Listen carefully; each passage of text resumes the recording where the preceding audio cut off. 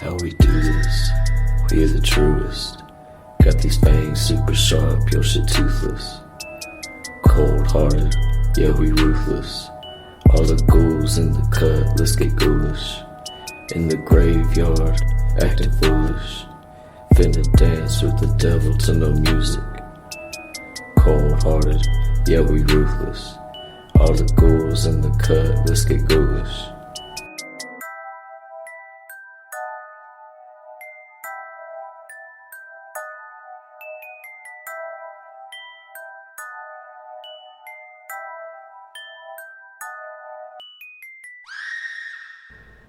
Ooh, hello and welcome to a brand new episode of a podcast called Ghoulish.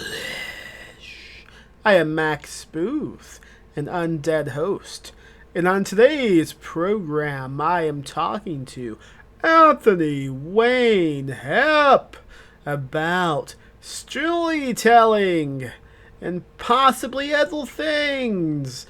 I will let it be a surprise to you, the listener. Anthony Wayne Hepp has a short story in my new anthology, Lost Contact.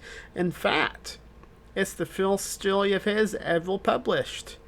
What a treat! What a treat. I got Anthony on the podcast to talk about his story and to talk about storytelling. This is a great episode, a great conversation.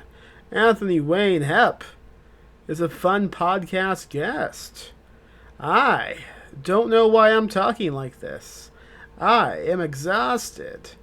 Let's get on and get in to my episode with Anthony Wayne Hepp about storytelling. Go buy Lost Contact, available at the places you buy books.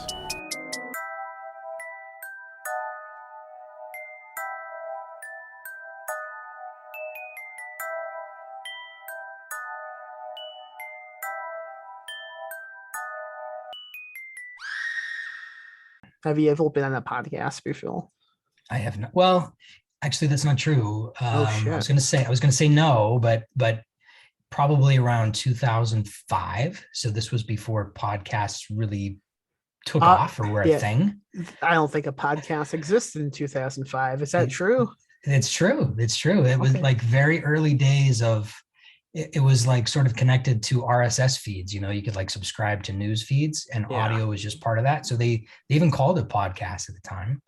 And I worked for a trade union for credit unions as a designer, and I went to film school, so I kind of knew how to do recording stuff. Yeah. And they like signed me up. They're like, "Hey, we're going to do this podcast thing, and we want you to talk about financial literacy." Okay. And I was like, "How did it go?" I think it was fine. Probably 3 or 4 people downloaded it, maybe. Oh man, it's fine. What type of questions did they ask you?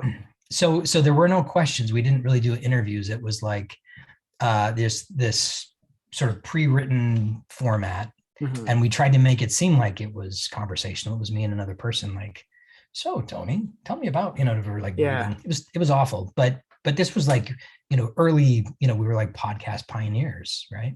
You belong the first podcast of all time. It's possible that it was one of the very first ones. Absolutely. It was very early, like pre iPhone, pre everything. Right? When did that true crime podcast come out? Serial. You know which one I'm talking about? Yep. That was the podcast that introduced me to podcasting. Like, I didn't even really know what podcasting was until that one came out. It must have been after 2005 though. That's crazy. Yeah, Serial was just a few years ago. And a few years ago. Yeah. No. Hold on. Time doesn't make any sense anymore with the pandemic. When do you, if you had to take a guess when it came out? 2018. You will off by quite a bit, man. 2014. Really? Yeah. Wow. Yeah. So what was that? 7 years ago? 8 years ago? I don't know. Yeah. I lost 2 years with a pandemic. It's Yeah. it's so weird that like I'm like, remember we just like we, you had that dinner party at your house just before, right? Yeah. That was the last time I saw you, That was 2019. 2019. Well, the And like beginning of that's 2020. I don't know. yeah, I don't remember exactly when it was, but that was sort of like the last truly social outing out and around that I really did. And I think I got home that night and I parked myself right here in front of my computer to start work. And I've just been standing here ever since. That's what it Yeah, I feels mean, like. we can tell because how in movies when they want to show time has passed, they grow out this crazy mustache, and that's what you have now. It's great. The last time I saw you, you had no facial Professor. hair. I think you were bald on top too, but you have hair going on middle too. What is going on with you? Pandemic Just vitamins or just something. I don't know. decided to begin growing hair all of a sudden. This is not the Tony I know. Like, don't let this fool you. I'm still bald. I just grew a little bit in the front, I guess. I don't know. I'm not crazy. Like, did you used to shave it completely? Yeah. Okay. Yeah, I did. Okay. Yeah. I'm not making this up. Okay. Yeah, no. I mean, as soon as I started to really get thin, and there was a picture that I saw of myself, and I was like, man, what am I doing? I'm not kidding anybody. I'm a bald guy. So I just started shaving it. And then, then just being at home all the time and working from home, I finally just sort of gave up on personal grooming, I guess. And here's what the result of that is. You mentioned the podcast you were on originally was scripted, and they tried to make it act like it wasn't scripted. A little inside baseball for those listening to Ghoulish. That's exactly how this episode is. Everything we've said, it has been scripted, and we'll just, memorizing our lines. Great acting. Yep. Just amazing acting. Now, weeks of rehearsal. You have a story out in an anthology that I edited called Lost Contact. And correct me if I'm wrong, but this is your debut publication, correct? It's my very first one. Very first one. Was this the first time you even submitted something as well? It is. That's actually crazy. is. It's crazy. And yeah, so I think that I've thought of myself as a writer for a very long time. And went to film school and studied writing. And I don't know why it is that at the ripe old age of 46, I decided to finally submit something. It was a brand new story. I got so excited about, the call, when I think I maybe saw it on Twitter. I don't know where I saw, the call for submissions, but I'd been thinking about something that was absolutely terrifying to me. And was like, that's it. I'm gonna do it for Max. I'm gonna send it to Max, and then at the very least, my friend Max will be the first one to ever turn me down, and I'll be able to say that was the start of it, right? Yeah. And you said yes, and I couldn't believe it. I would literally. I was on the phone when I got the email that let me know that I was in, and I was just shocked. I was absolutely shocked. In fact, I was so shocked that I remember sending you an email, and misspelled your name and was like, oh, I can't believe that I'm in, Lost, I got the title wrong. I was just absolutely beside myself, I was just freaking out. It was great. Yeah. So yeah, first one. I recall we get submissions from friends all the time, and we reject friends all the time. Sometimes I've lost friends because I am pretty, non-biased when it comes to submissions. Right. And I remember thinking, cool, we got something from Tony. This is fun. We've never read his stuff. And then I read it and I was like, oh shit, Tony's really good. You got to read this. Well, thank you. No, that's, there was something that I sent you not long after KillerCon, and it wasn't a submission. I was just like, hey, Max, I've been fooling around with this idea. I don't know if you remember this. I do not. I sent it to you, and you very nice, it was it was a short story.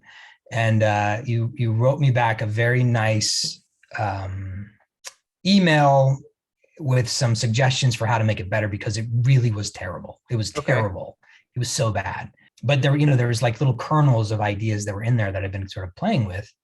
And anyway, that it was, what you said was spot on. And I was just like, man, that's great. That's really, really great of Max to have taken the time to do it. Because it wasn't you read it and you like gave me editing notes, and you're a super busy guy. And I It was like, sounds what? like a nice thing I did. I have no memory of this. I Really? believe you. I'm glad I Yeah. did that. What a good guy I am. Very good guy. Very good guy. I was super appreciative of it. Well, cool. Good job, Yeah. me. Good I hope, job. I really, what I was thinking you were going to say was like, either, yeah, this is pretty good, keep going, or you're terrible, like throw this in someone else's trash can. Like, this is really bad. Yeah.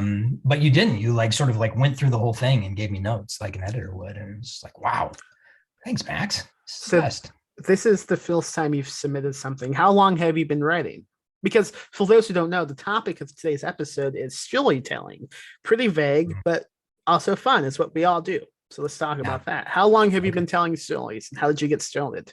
So probably from the very beginning, I've kind of lived in my imagination, like literally from the very beginning of my life. I grew up in rural Montana, eastern Montana, out in the middle of nowhere.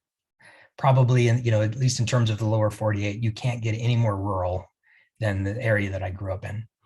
And I was the firstborn on a cattle ranch, and didn't have a lot of money, but sort of where we lived, it was just out there where you didn't really need to have cash necessarily.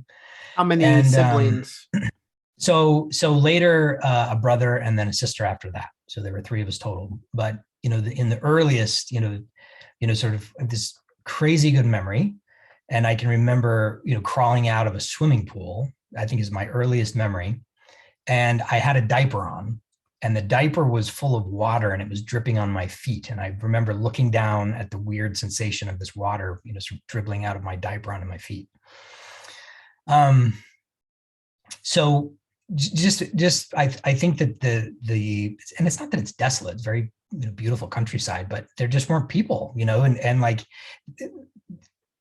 we sort of sometimes got one TV station from Rapid City, South Dakota, if the weather was just right, that was it, and this is in, the late 70s. Right. So I started making things up, was absolutely fascinated with anything, especially like Star Wars. Like, I think I was probably 7 or 8 before I actually saw Star Wars, but from the commercials for the toys on TV. And I remember there was like some weird little, like public service announcement that C-3PO was in at some point. And I, I was just had invented this whole fantasy world of what Star Wars must be. And I would play it out, at home by myself. And I had imaginary friends, and I had, this. So at some point I started telling people, and I distinctly remember telling people this, that I was, I was an alien, right? Like, I wasn't born on Earth. And so, people would come to visit us. They would come, Sunday night, and some family that probably lived 15 or 20 miles away, but they were sort of like the closest neighbors, would come to visit us. And they would be like, oh, Tony, how's it going? What are you doing? And I would just go into these stories about, well, I crashed my ship, and, here I am, and I've inhabited this human body, and just tell it completely straight, deadpan, like that was my reality. And I was just sort of sharing the news. What age were you when you were telling people this? Probably started 3 or 4 years old, even. And it never ended, did it? Because that's how we met, wasn't it? I was shopping at the local mall in San Antonio, and you were just in the bathroom telling anyone who would listen how you were from a different planet. That was the beginning. That was that. Yeah. And you were the sucker who stopped and paid attention, and the rest is history for us. Now I have you on your second podcast. Right. Do they have podcasts in space, or whatever planet you might be from? Yeah, that part I hadn't gotten that deeply into my world building, apparently, because I don't recall podcasts in space. But there really was this whole sort of scenario that I used to tell, people about of like, I came from this royal family, and, like there was, something had happened, and they had, it was like usurped the throne, and I barely escaped and landed on Earth, and I was waiting for, there's like this whole sort of thing that was just a regular routine. What planet did you come from? Did you say? It was called Cyclops was the name of it. Okay. And there was a symbol, the symbol was an eye, and I like literally I'm like 4 or 5 years old, like telling people these crazy stories. And eventually I did start writing them down, and then, kind of went into that phase of writing stories. I remember one when I was maybe in second or third grade that was Con the Wanderer. Mm-hmm. And it was really Conan the Barbarian. I mean, it was just Conan the Barbarian, but it was Con the Wanderer. And so I wrote these, like 10 or 15 page stories. So from a very, very early age, I've kind of lived in this weird imaginative space. And at what point did you begin writing them down? And what did you do with them once you wrote them down? Did you show them to anyone, etc.? No, not really. It's sort of shown to my mom, but for the most part, it was just, and I don't know why that is. I mean, like I said, I'm 46 this year, and that's the first submission. That's the first time that I ever took it seriously enough to sort of say, well, I think this one is good enough to start to share. But probably, again, I was probably in second or third grade when I started really writing them down and keeping them in notebooks, and I was always sort of an introverted kid, so would take the bus to school, and when I would get dropped off, it was like a mile to walk back, from the bus to my house, and like walking, it was like I would play these lines in my head and like even say them out loud, just like just living in these little story worlds, and then later I'd write them down. But I'm sure I have those notebooks still somewhere, and there's probably actually some nuggets of interesting things in there, but it was all, it was just sort of mimicking things that I was interested in or things that I liked. I real about it, I think that's how most people begin writing at that young of an age. Like I recall my brother and I getting really excited when we were kids. We co-wrote this, I don't know, I guess it would be called a novelette. And it was called The Cube. And it was about this box these people find. And when you twist it a certain way, it unlocks a gateway to hell. And later on, you're like, oh, wait a second. This is Hellraiser. Right. Also known as. Man, that cube really raises hell, you could say. Like, did anyone were you writing at school in these notebooks, or just like thinking about what you were writing? I was writing them down, and I think that a lot of in my schoolwork, I would spend a lot of time, because I draw and do other things as well, and so like I would turn in a test or something, and I would be in trouble because like the margins, the whole thing was just covered in aliens and all kinds of shit that I'd drawn all over my paper. It was like, a thing my parents were working on with me, of like not messing up my papers with all these weird little doodles and drawings all over. Yeah. I used to get in trouble for the same damn thing. What is it with us? Like, why, I don't know. Why are certain people this way? And later thinking about like being on the bus, and there were kids that I would like crowd around me, and we would have story time, and I would tell these like crazy stories, because it was like long bus rides and stuff. And I remember getting in trouble for that, a little bit from time to time, but like why is it that certain people just have this inclination to want to do it, to want to tell stories? I recall specifically getting in trouble one time because at lunch, I was being, a rowdy child by writing in a notebook. But I was writing about zombies, and that's, that's inappropriate. So they took my notebook away, and they like gave me fucking in school detention because of it. Oh my God. I think why? Wow. Like, why do schools so often like try to punish children for being creative? Yeah. Another thing I would do, I never got caught, strangely enough, was I would make comic books and sell them on my school bus for like 25 cents each. Entrepreneurial. Yeah. Still doing the same thing, right? I'm still published. Yeah. I mean, that was my beginning as a publisher, if you want to like think about it technically. Yeah. I would make them and make copies and staple them at my house and just bring stacks with me to the bus. It's awesome. But yeah, I think one time I got in trouble because, and it makes sense. It wasn't just because I was being inappropriate or causing a scene. It was there was like something had happened, like boy, girl, something, right? So this is like grade school, elementary school, and had gone to a basketball game, and it was a big travel game, of course, like literally out in the middle of nowhere in Montana. And I played basketball, and I probably was the worst player on the worst team that's ever played the sport. And we would drive for hours to get to the next school to go to play, and it was like total gutter ball, just like arms and elbows, and nobody, there were a couple of good kids in my team, but the rest of us were just, just there for having fun.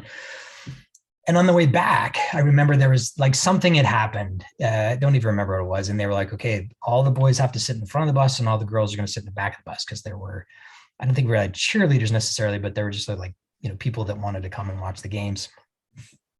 So all these girls are sitting in the back, and one of them was kind of my little, elementary school, girlfriend. Yeah. And they were like, come back, let's tell ghost stories, and I was the kid that, could, pull off telling the ghost stories apparently. So I sneak back, right? Yeah. Sneak back, and another kid snuck back there with me. And, we probably spent, 30, 40 minutes, this very long bus ride, telling ghost stories. And at one point, like the teachers in the front knew what was going on, and they hit the brakes and like, they slammed the brakes on the bus.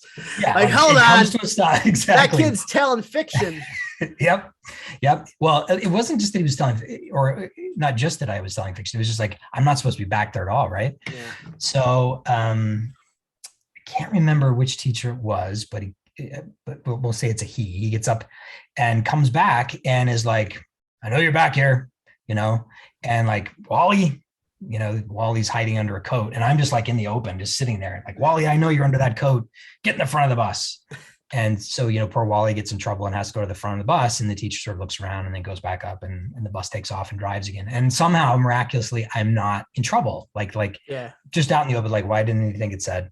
But I'm terrified. I hated getting in trouble. I hated anything where, anything like that. So I sneak back to the front, and I think everything's in the clear. Well, Monday morning, principal comes out on the playground as we're getting ready to come in, and is like, like, my parents are going to kill me. Like, I'm in so much trouble, and what's going to happen? And I got the whole talk of like, well, we told you not to do this, and I know you were back there. And so I think I was, not allowed to go to the next game or something like that, which was devastating. Did you get in trouble often in school? Or just only once in a while? Yeah. No, very rare. Like it was the thing of like stop drawing on your papers. And, but that was really the only time that the principal was involved, and that, I hated it. I was very I was scared of life, like I was very scared of people, and just, kind of kept to myself, and I just didn't like any of that much, At the beginning of school, I was always terrified of, getting in trouble. But something snapped in my head, and all of a sudden it was like, it's a lot of fun to get in trouble. So I would just spend my days at school doing what I could to piss off teachers and principals. And I like in junior high, I spent most of my school year just like in detention or suspended. Really? Yeah. I don't believe it. Like, it was great. I can't see that back. Yeah. I don't think I like authority figures, man. It's probably why I can't keep a job. Like if someone tells me what to do, I'm like, I'm not going to do that. I'm not going to do it. Yeah. See, I think I have that in me a little bit, but I don't know what it is. Like I'm a total rule follower and kind of introverted, kind of just meek about that stuff. Did you have what was the friend situation like in school? Like, did you have any friends? What were they like? I always had like a couple of very, very close friends, one or two, and it was that way all the way through high school, even, And were they the same? Were they the same way about getting in trouble? Some, I think so. I never really hung out with kids that were in trouble a lot. Not entirely the same, I guess. I don't know. It seemed like I was always like, especially in high school, there was like, I was always really good friends with people who were popular, but I wouldn't necessarily count myself among the popular kids. I kind of preferred, I think, to be a little bit invisible and just kind of watch, just kind of sit in the back and see what's going on. So I suppose some of my friends are sort of in trouble, and then, high school and into college and everything. And then, then there's all the hellions, all the, the partying and just, crazy, crazy stuff that went on at that point. But I guess my compelling that's like my situation, though I was always getting in trouble.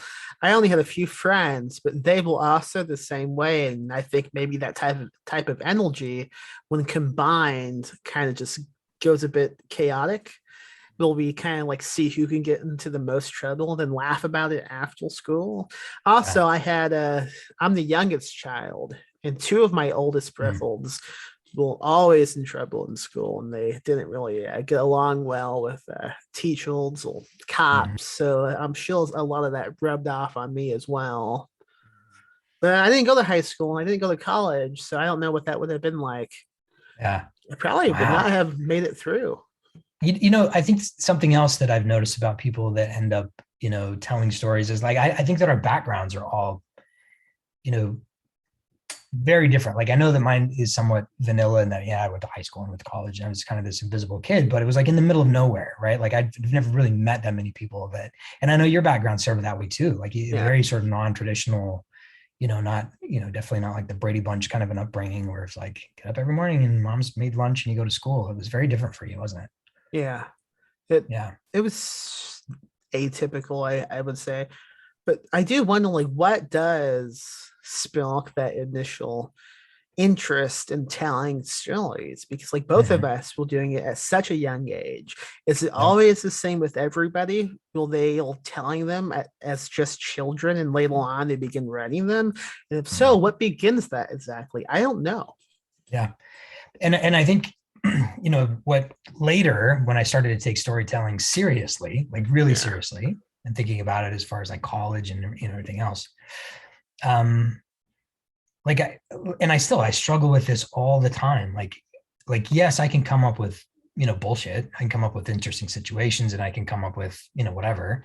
And I'm always trying to find things to write about or to, sort of immerse myself in that are interesting and but more importantly like real, like something that's not just a copy of something else that I've seen, right? But I struggle so much with trying to define what a real story really is. Like how do they work? Like how would you define it? How do you define a story? Like what do you think a story is? Man, that's way too complicated of a question. What kind of podcast do you think this is? No, I mean, I'm hoping that somebody that is listening in is, besides just listening to us shoot the shit, is listening in because that's part of it, right? I think in order for us to be good storytellers, I mean, do you think about it? Do you worry about like what makes it? No, I've never thought about it. Really? I mean, what is a story? I mean, it's fuck, man, I don't know. I'm not a really smart person. I would disagree with that. You are. I mean, it's like a slice of someone's life, basically, a snapshot into existence. I mean, how would you define it? What would you say? Well, I think that's what I struggle with, because I would say that that's probably true. Yeah. Right? Like it's like a series of events. It could be a slice of life. It could be a whole life. I was thinking about Citizen Kane the other day, right? Like that, it's the dude's whole life, right? His whole life is in that movie. The scope of it is massive and it's a great story, but I'm like, why is it a great story? Like, what is a story? And do you, and I guess part of the question is, like you said, that you've never thought about it.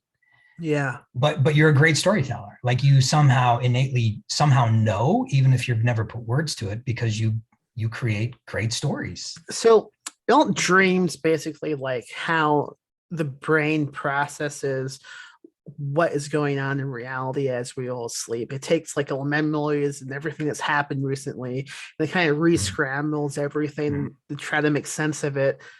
So. And that's kind of what a story is when you write something down. It's how you interpret what is reality, what is life. So I guess in a way I would say, a story is a waking dream. I think you're right. I mean, I don't think you're wrong. I wouldn't argue with it at all. But then, so let's, if you have those kinds of thoughts, then for me, the next thing is like, well, how do you make a good one? Like what makes a good one then? How do you define good for a story, right? There's so much that's subjective about it. I would define good as just entertaining and It doesn't put you to sleep, you know? I mean, Yeah. the qualities of a good story involve fun kills that you don't forget, unique ideas, looking at something mundane in a new way that you've never looked at it before. If you go into a story and then leave it with thinking of something in a way you've never thought about before, I think that's a really good quality of a short story. I think so. Yeah. Yeah. I think that whenever I'm trying to write a story, you know, for instance, the one in Lost Contact, right? Dobie's Call. For me, there was something, it was like this weird little puzzle that started to come into place. And I kind of had this sense of what the ending was going to be before I started it. And then I just kind of wrote it all out, you know, and then kind of, you know, over and over again, sort of tweaking it and getting back in there. But it was, I don't know what it was about it that I was like, you know, this is a story that I would be willing to share with other people.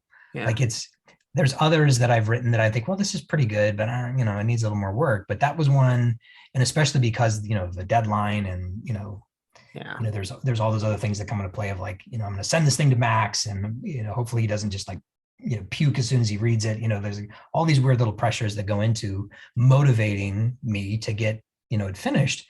But it was like, you know, the ending, it's not necessarily that it's a twist, but it kind of is. It's just this very sad, super unfortunate thing that happens at the end. You know, it's like there's this terrible event in the very beginning, and then these people dealing with that. And then suddenly there's this little thing that happens that, you know, means that there could be some sort of resolution and there's hope.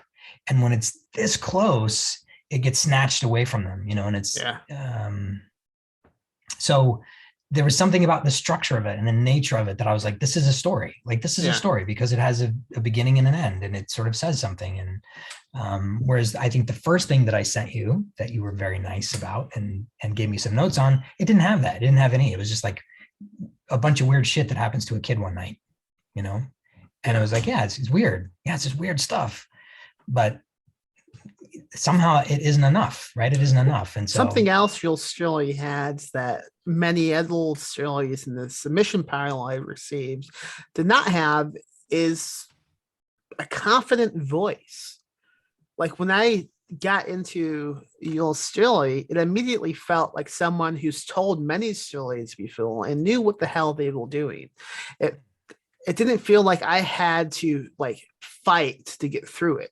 It felt more like, okay, I'm going to sit back and this narrator is going to tell me what's going on. I'm just going to enjoy the ride. Like there was no like struggle for me as a reader to finish it. It was all really smooth and confident. So I think confidence is a big key factor that not all stories have.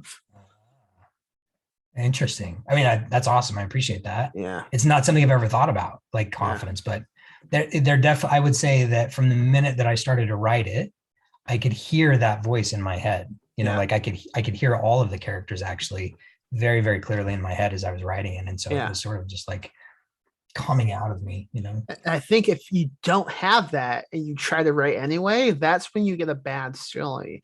If you don't have the characters' voices in your head pre-writing, because I mean, so often I will just look at a blank page because I have no idea who this person is I'm writing about.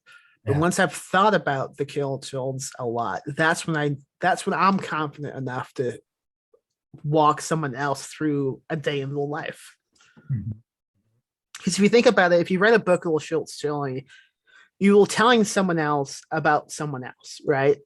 Right. It's like the book I just finished is narrated by a small child, and technically I am telling the audience about what's been going on with this child.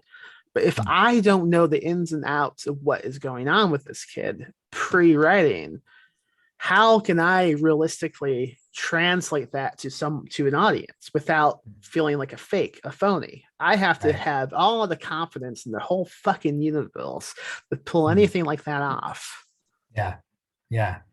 And you have to hear the voice. And do you worry about things like 3-act structure and all that stuff that's out there? No. I think I'm supposed to, but I don't. You don't. I don't think about that. No. You ever like go back, like when you've written something and try to impose any of that sort of structure on it when you're editing yourself, or not really? It's just not a No. thing. No. I think about it more in my recent sideline into screenwriting, because that is way more important, it turns out, to have that 3-act structural. But with books, I don't really think about it too much. I just kind of let my instincts guide me when it comes to something like that. What about you? Do you think about the 3 acts?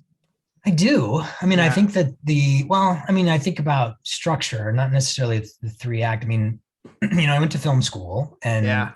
and studied writing and studying, but I don't know. I mean, I think that the whole thing about, well, you got to have a beginning and middle and an end, and okay, that makes sense. And there has to be something about the way structure works, because when you think of like great literature, you can take these classes or read books that this book that I read that I absolutely love. Have you read the book? It's by George Saunders, called A Swim in a Pond in the Rain. Do you know that book? This book. That's the one. I have not read it, but I have it. Oh my God, I need that to book. read it. I very recently read that book, and it was good? like, holy shit. Yeah, it's so good. Okay. Yeah. I mean, I thought it was, like he goes into, Russian short stories and breaks down what makes them so great, and it's sort of like there's a chunk of the story and then a little bit, especially early on.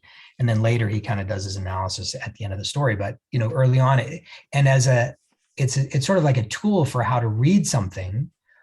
But for me, it was like, oh, like all of this thinking that goes into, that would apply to like trying to understand how to read something that's really great also applies to someone who's trying to write something that's really great, Right. That's very funny that you pulled it up. So it's so good. It's so right good. next to my desk, because I bought it not that long ago, intending on reading it. I just haven't gotten to it yet. Yeah, it's brilliant. I mean, it was for me. And that's the thing is I guess I just don't know how any of this works, And so I look, and I know that, and I look at someone like you or other people who've been writing and have published and have done all this stuff. And I'm like, oh, Max has it figured out. Max knows what the secret is. And that's one of the reasons that I got super excited about being able to talk to you like this in a podcast, was to say, Max, what's the secret? Like, what's a story? Well, I think the secret is there is no secret, because like when you say how any of this works, I mean, a good reminder, we made this all up. We made the act of books up. I mean, there was a time when no one told stories and no one wrote books or published anything, and we just decided to do it. So I don't think there's any rules. I think you just you can experiment and try new things, and sometimes it lands and sometimes it does not land. Yeah. And I think maybe that's why at 46, my first short story is getting published, because I just overthink the shit out of everything. That's okay. That's a good quality. Maybe, except it means that I haven't gotten anything out the door in all that time. Lots of starts. Yeah. I think fucking Charlie Kaufman was around the same age when his movies began coming out. Really? Yeah. Yeah, he was a late bloomer, and he's one of the best filmmakers alive now. Oh yeah, I love Charlie Kaufman. I think he's. I recently bought his. I can't think of what it's called. The book Kind. He wrote. Yeah, is it good? At Kind. Fucking loved it. Is it? I don't know who to recommend it to, because it's really strange, but I loved it so much. Yeah, I love Charlie Kaufman. I think adaptation is, as a writer, as someone who's thinking about story and how that all works, adaptation is just brilliant. Like I've watched it I don't know how many times, and every time I watch it, I'm like, this is so good. It's good. It's such a good movie, man. I love anything he does. I haven't watched his puppet movie yet. Oh, Being John Malkovich? No, not that one. He has like a stop motion movie that he directed. It's like Animosa, and do you know what I'm talking about? I think I've heard of it, but I don't know. I haven't seen it either. That's the only one of his I haven't seen. But anything he does is always a unique experience. I think when you try to also create stories, that's something you should strive to do. You shouldn't try to do the same thing everybody else does. You should try to create a unique experience. Yeah, unique, and I think I think what I really like about something like adaptation is it's totally unique. And even John Malkovich is just like batshit crazy, right? It's just such a weird premise. But there's also, you know, it's like, I remember kids in film school that were making stuff and like, you know, fuck structure. Like we don't need any of those rules. We're just going to make something that just as it comes to us. Yeah. And a lot of it was terrible, you know, it was just like, it was terrible, you know?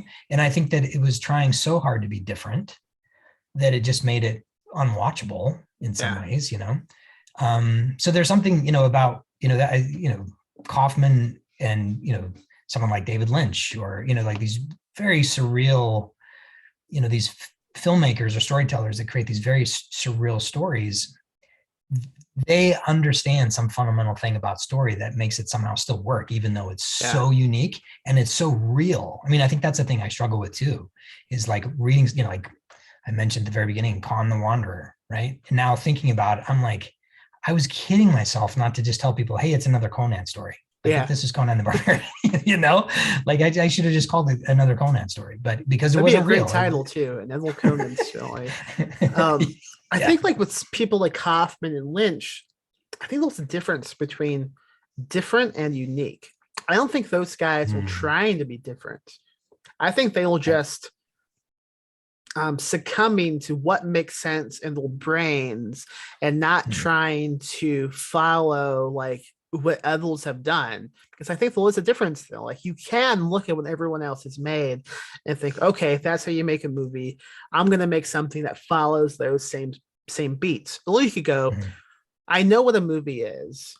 I'm going to let the instincts inside me guide me and we'll see what happens. And then there's also, I'm going to be so fucking strange and different. Everyone's going to bow at my feet. And then it turns out like shit because you intentionally try to be strange. I think you just have to be strange already if you want to make a strange thing. Because if you're strange like David Lynch, something like Eraserhead doesn't seem strange to you. It seems like that's how he processes reality.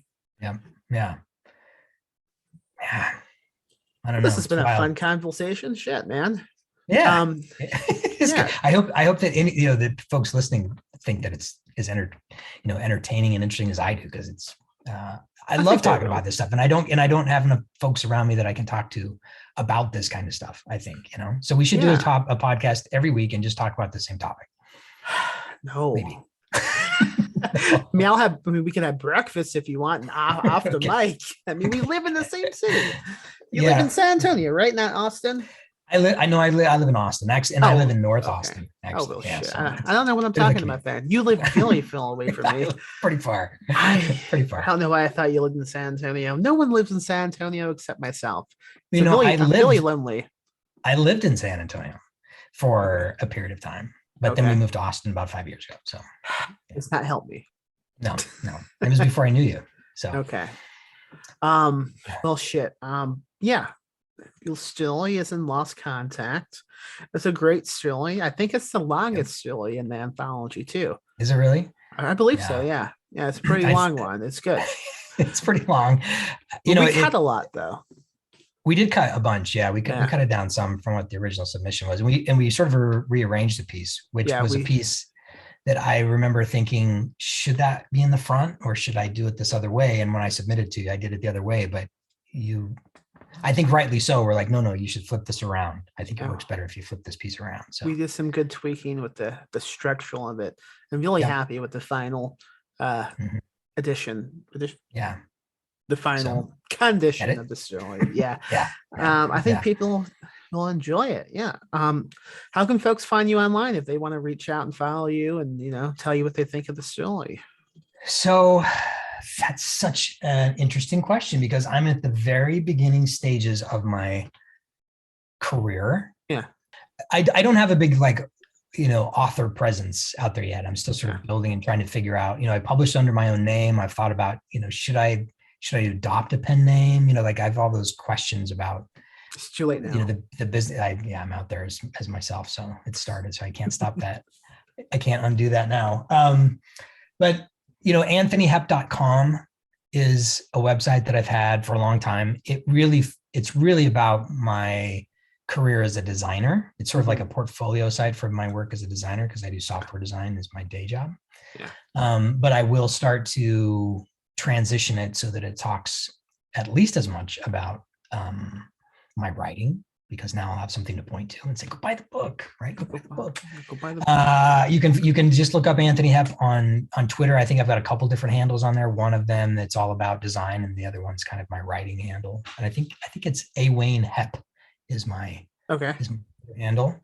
And for now, that's all people get, you know. And I'm not super active on social. Yeah, those two. And then I suppose if you have questions, Anthony Hepp at Gmail. Right, you can shoot me an email there if you want. Just bold move, giving out an email address. I don't think a guest has ever done that. Yeah, I'll do it. I'd love to hear from people. I want to talk to people. Maybe that's asking for trouble, but folks, Anthony is really lonely. Please email him. He needs people. No.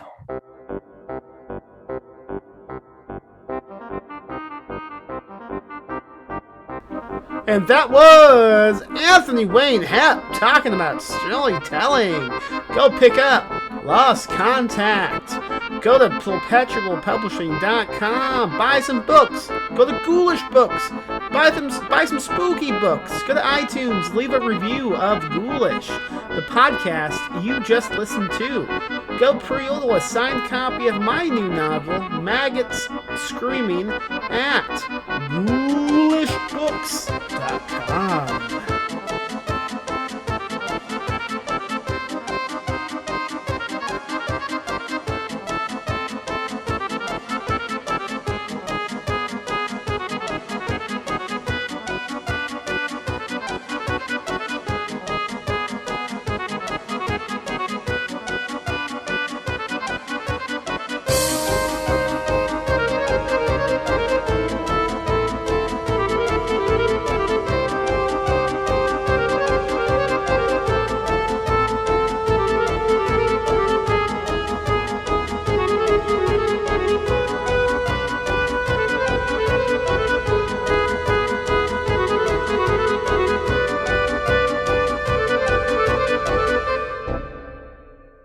Live spooky, die spooky. Rest in peace, Max.